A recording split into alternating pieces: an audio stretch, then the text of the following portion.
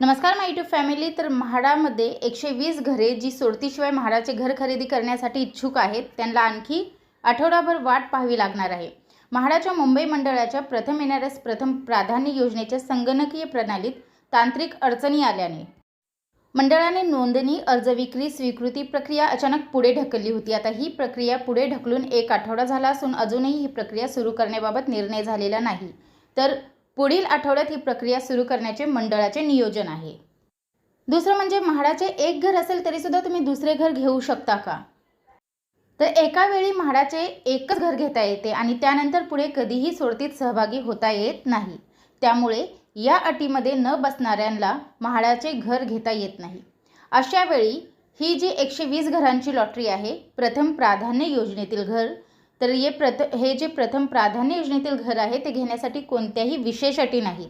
केवळ अर्जदाराचे वय 18 वर्ष असावे आणि तो भारताचा नागरिक असावा, इतकीच अट आहे। या योजनेअंतर्गत एकावेळी एकापेक्षा अधिक घरे घेता येतात। त्यामुळे या योजनेकडे अनेकांचे लक्ष लागले आहे। पण नोंदणीच्या 1 दिवस आधीच मंडळाने नोंदणीसह सर्व प्रक्रिया पुढे ढकलली। कारण म्हाडाचे मुंबई मंडळ आठवडाभरात प्रथम प्राधान्य योजनेअंतर्गत 120 घरांच्या विक्रीसाठी नोंदणी प्रक्रियेला सुरुवात तर करणार आहे। पण या योजनेअंतर्गत घर घेण्यासाठी आधार कार्ड, पॅन कार्ड, जात प्रमाणपत्र, जात वैधता प्रमाणपत्र आवश्यक असेल, असे मंडळाकडून जाहीर करण्यात आले आहे।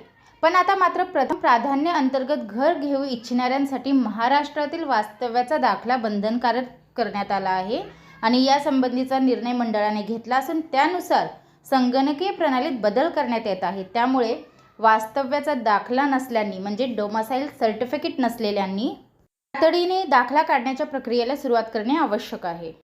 या योजनेत सहभागी होऊन घर घेण्यासाठी केवळ आधार कार्ड आणि पॅन कार्ड इतकीच कागदपत्रे आवश्यक आहेत। इतर कोणत्याही कागदपत्रांची गरज नाही।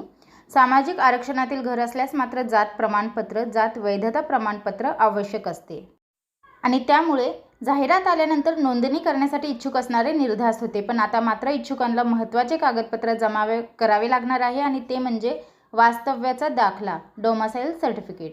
मुंबईतील प्रथम प्राधान्य योजनेसाठी मुंबई मंडळाने महाराष्ट्रातील वास्तव्याचा दाखला बंधनकारक केल्याची माहिती म्हाडातील उच्चपदस्थ अधिकाऱ्यांनी दिली।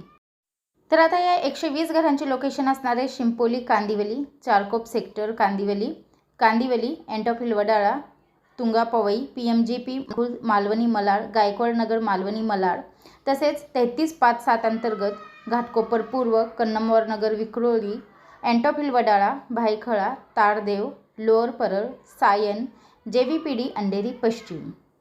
तर आता तुम्हाला जर या लॉटरीमध्ये सहभाग घ्यायचा असेल किंवा या सोडतीमध्ये तुम्हाला सहभाग घ्यायचा असेल, कारण ही लॉटरी नाही आहे, तर ही प्रथम येणारच प्रथम प्राधान्य या तत्वावर ही घरे विकली जाणार आहेत। तर तुम्ही डोमासाईल सर्टिफिकेट जर तुमच्याकडे नसेल तर ते बनवून घ्या आणि पवई तुंगा येथील सॅम्पल फ्लॅट जे आहे ते आपल्या चॅनलवर अपलोड केलेले आहे। तुम्ही ते शॉर्ट्समध्ये आणि लॉंग व्हिडिओमध्ये सुद्धा पाहू शकता।